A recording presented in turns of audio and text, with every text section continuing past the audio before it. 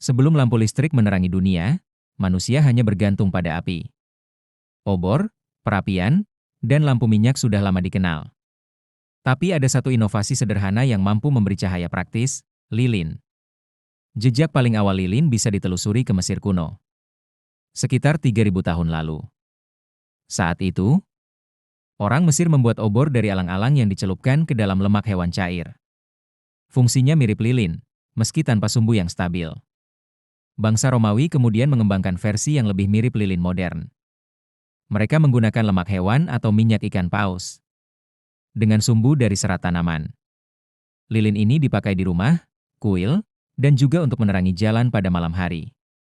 Di Tiongkok dan India, bahan baku berbeda digunakan. Lilin dibuat dari serangga, biji tanaman, hingga minyak kayu manis. Hasilnya sama, memberi cahaya saat matahari tenggelam. Memasuki abad pertengahan, lilin semakin penting di Eropa.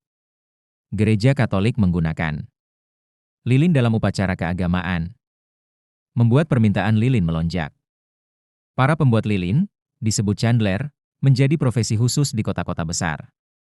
Bahan utama masih lemak hewan, tapi hasilnya berbau tidak sedap dan menghasilkan asap tebal. Karena itu, lilin dari lilin lebah lebih disukai.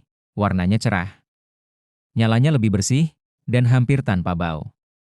Namun, harganya mahal, hanya bisa dinikmati oleh kaum bangsawan dan gereja. Revolusi besar datang di abad ke-18 dan 19. Lilin mulai dibuat dari spermaceti, zat lilin yang diambil dari kepala paus sperma. Lilin ini lebih keras, tidak mudah meleleh di cuaca panas, dan nyalanya lebih terang. Namun, industri perburuan paus membuat sumber ini terbatas. Lalu, pada abad ke-19, ditemukan lilin parafin dari minyak bumi. Parafin murah, bersih, dan bisa diproduksi massal. Inilah yang akhirnya menjadikan lilin tersedia untuk semua kalangan. Meski kemudian lampu gas dan listrik menggantikan fungsi utama lilin sebagai penerangan, lilin tidak punah. Lilin bergeser peran, dari sumber cahaya menjadi simbol. Lilin dipakai untuk perayaan ulang tahun, acara keagamaan, upacara kematian, hingga hiasan rumah.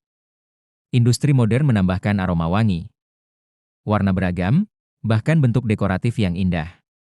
Hari ini, lilin lebih sering kita temui bukan untuk menerangi gelap, tapi sebagai pelengkap suasana. Nyala kecil yang tenang memberi rasa hangat, romantis, bahkan sakral.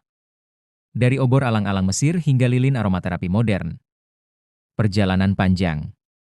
Lilin membuktikan bahwa api kecil bisa membawa arti besar dalam kehidupan manusia.